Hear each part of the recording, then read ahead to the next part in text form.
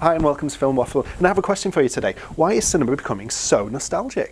Yeah, daddy-o. Well, no, not quite like that. Not nostalgia films as such, no. Cinema's undergoing a much more interesting form of time travel than that. Think about it. Franchises which hinged around the 1980s are making a comeback. We have sequels to Aliens, Blade Runner, Star Wars, and even a Ghostbusters reboot coming up. Now all we need is for Arnold Schwarzenegger to become the Terminator and... oh. Now you may have spotted that not all these films started in the 1980s, but their heyday was in and finished in the 1980s, and that is going to be important. So let's get on with it. Why are filmmakers dragging us back to the 1980s? Let's find out now.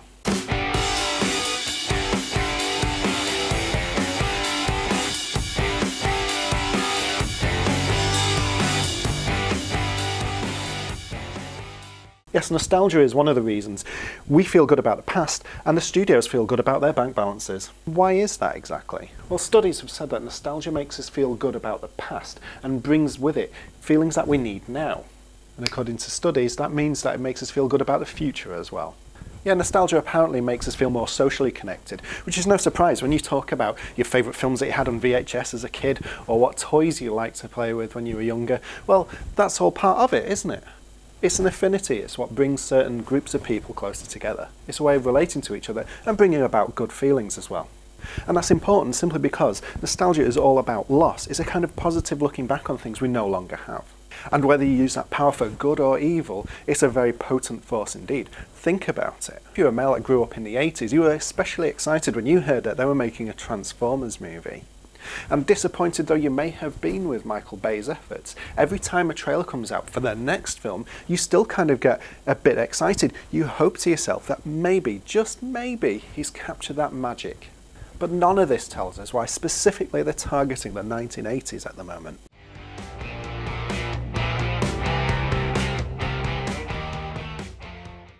And going back 30 years to the 1980s, it's a smart move, and I'll tell you why. Because for many of us, it might have been our childhood.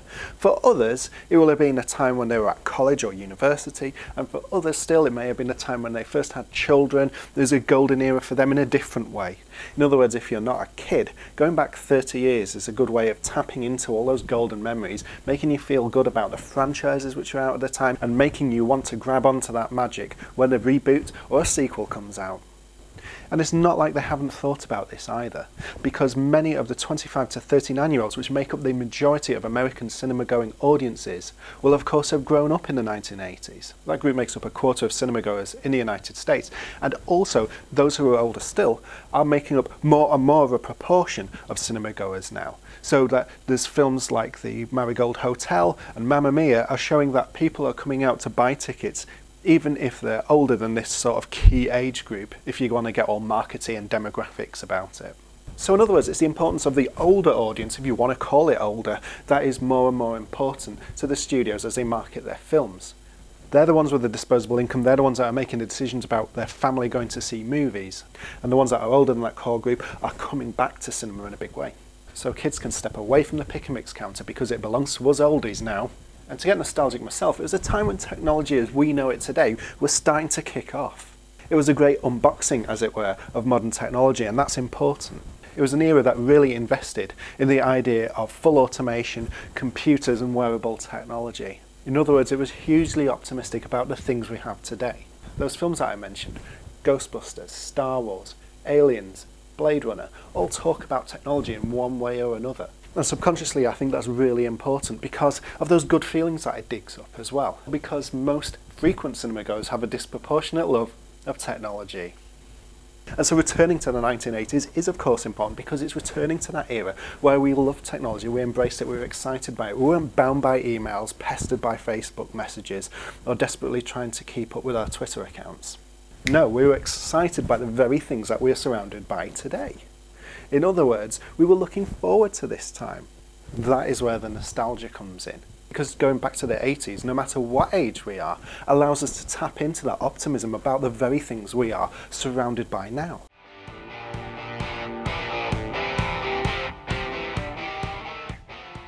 But why go back? Why remake films that were made in the 80s?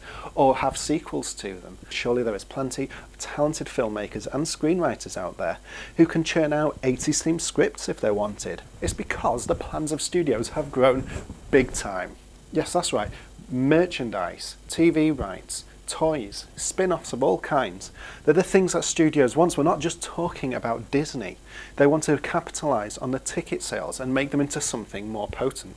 So trying your hand with something mid-budget that's new and untested isn't going to cut that. In this market, only small movies can get made, and they're supported by these huge behemoths that have to be successful under all circumstances. So you tap old franchises to make sure that they are successful. The audience is already there. We may be older, we may have grown wrinkles or beards, but we'll be there to buy the tickets and buy them in droves. And of course, getting the talent to make these films is like shooting ducks in a barrel, because they all grew up in that era that I described before. They're all in that sort of nostalgia time window. Look at Star Wars, for instance. It's made by the fans, for the fans now.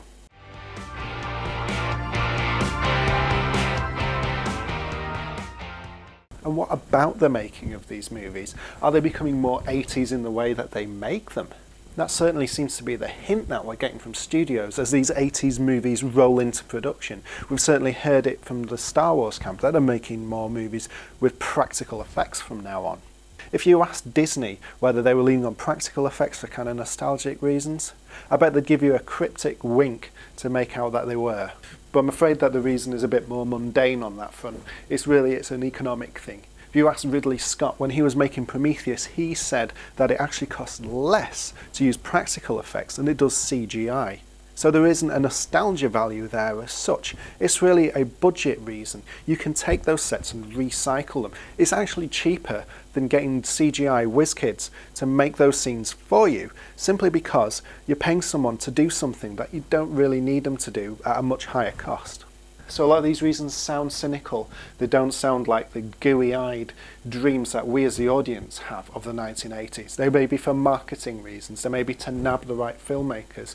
They may be to save money on effects. They're perhaps not the dreamy looking back that we have. But maybe I'm wrong, because there is nothing more nostalgic about the 80s than making and saving money. Hi there, and thanks for watching FIlm Waffle. If you enjoyed this video, please don't forget to give it a thumbs up, and also click subscribe as well so you get all the latest movie news when it happens.